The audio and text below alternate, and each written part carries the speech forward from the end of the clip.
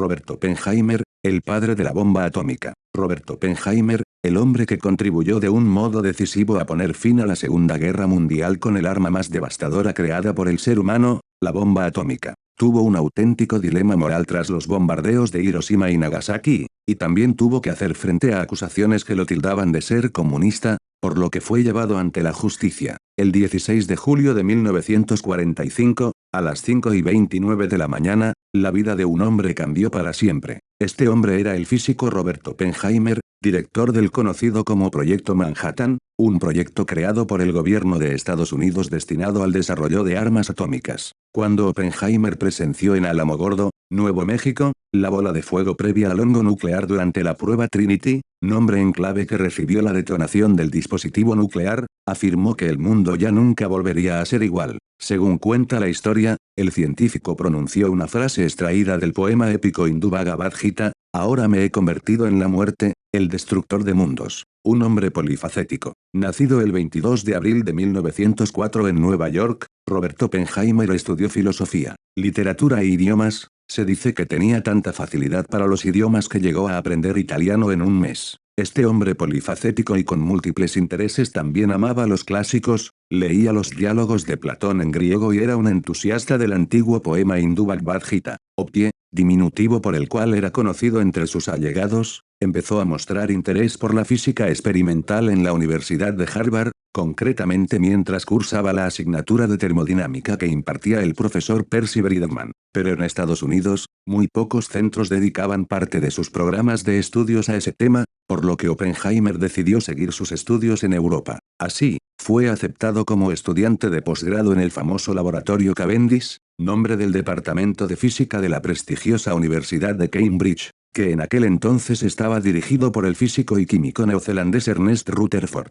Oppenheimer estudió filosofía, literatura e idiomas y llegó a aprender italiano en un mes. Este hombre polifacético y con múltiples intereses también leía los diálogos de Platón en griego y era un entusiasta del antiguo poema hindú Bhagavad Gita. El joven Opie no era muy hábil trabajando en el laboratorio, por lo que prefirió decantarse por la física experimental y se graduó con la máxima nota, summa cum laude en 1925. En 1926 se matriculó en la Universidad de Göttingen, en Alemania, para estudiar bajo la supervisión del físico y matemático alemán Max Born. Göttingen era por entonces uno de los principales centros de física teórica de toda Europa. Allí Oppenheimer conocería al futuro premio Nobel de Física Paul Dirac. Pero Opie seguía siendo muy lento a la hora de terminar cualquier trabajo en el laboratorio, lo que le valió las críticas de Born, que una vez llegó a decirle: "Tú te puedes ir de aquí, pero yo no, me has dejado muchísimo trabajo por hacer". Posteriormente, Oppenheimer estudió en varias universidades más, en Leiden junto a Paul Ehrenfest,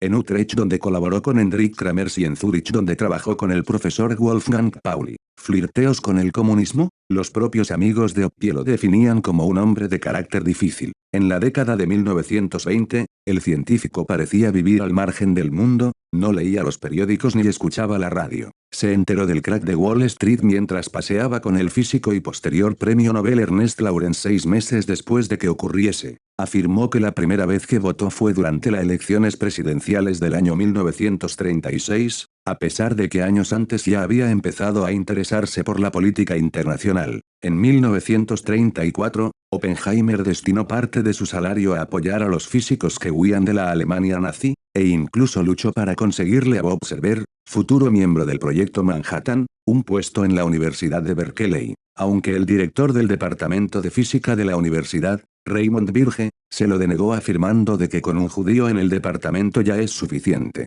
En la década de 1920, Oppenheimer vivía al margen del mundo, no leía los periódicos ni escuchaba la radio. Se enteró del crack de Wall Street mientras paseaba con el físico y posterior premio Nobel Ernest Lawrence 6 meses después de que ocurriese. En 1936, Oppenheimer comenzó una relación sentimental con Jan Tatlock, la hija de un profesor de literatura de Berkeley, y a partir de entonces, y como muchos intelectuales en la época, empezó a sentirse atraído por las ideas comunistas y de izquierdas. Parte de la herencia que había recibido de su padre la destinó a este tipo de causas, entre ellas a apoyar al bando republicano durante la Guerra Civil Española y a financiar actividades antifascistas. Aunque Oppenheimer nunca se afilió oficialmente al Partido Comunista de Estados Unidos, algunos historiadores como Greg Erken afirman haber hallado evidencias de que el físico sí tuvo relación con el comunismo durante las décadas de 1930 y 1940. Investigado por el FBI contra todo pronóstico, Oppenheimer fue incluido entre los científicos que compusieron el elenco del Proyecto Manhattan. A pesar de que el FBI había empezado a investigarle en 1941 para comprobar si militaba en el Partido Comunista de Estados Unidos, lo que sí pudieron confirmar es que formaba parte del Comité Ejecutivo de la Unión Estadounidense de Libertades Civiles,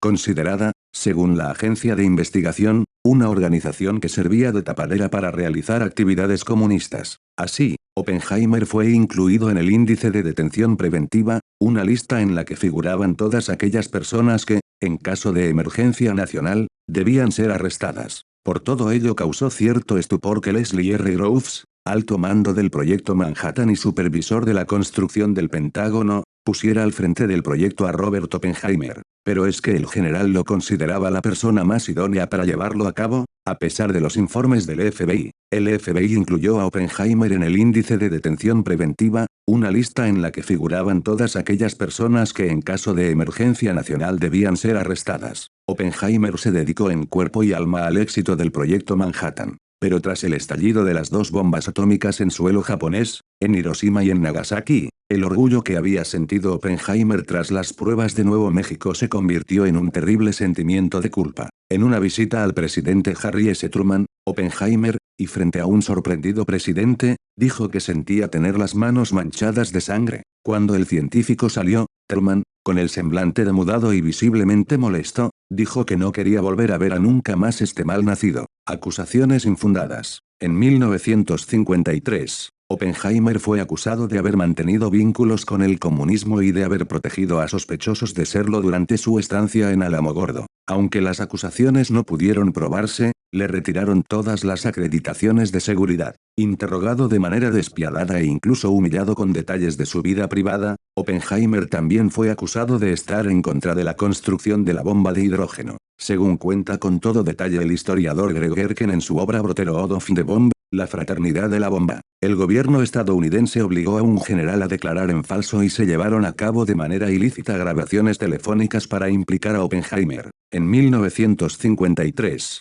Oppenheimer fue acusado de haber mantenido vínculos con el comunismo y de haber protegido a sospechosos de serlo durante su estancia en Alamogordo. Aunque las acusaciones no pudieron probarse, le retiraron todas las acreditaciones de seguridad. La Federación de Científicos Estadounidenses salió de inmediato en defensa de Robert Oppenheimer, convirtiéndolo en el símbolo de lo que puede llegar a ocurrir cuando un científico, tras hacer un descubrimiento polémico, se sume en un mar de dudas morales y por ello se convierte en víctima de una caza de brujas. En 1963, el presidente Lyndon B. Johnson le hizo entrega del premio Enrico Fermi de la Comisión de Energía Atómica, y en 1966 Robert Oppenheimer moría como consecuencia de un cáncer de garganta. En 2014, el Departamento de Energía de Estados Unidos publicó la transcripción completa y desclasificada de los juicios contra Oppenheimer, y a pesar de que muchos de los detalles ya eran conocidos, el material publicado confirmó que en realidad fue leal a su país y reforzó su imagen de científico brillante perseguido por la burocracia, los celos profesionales y víctima de un juicio injusto.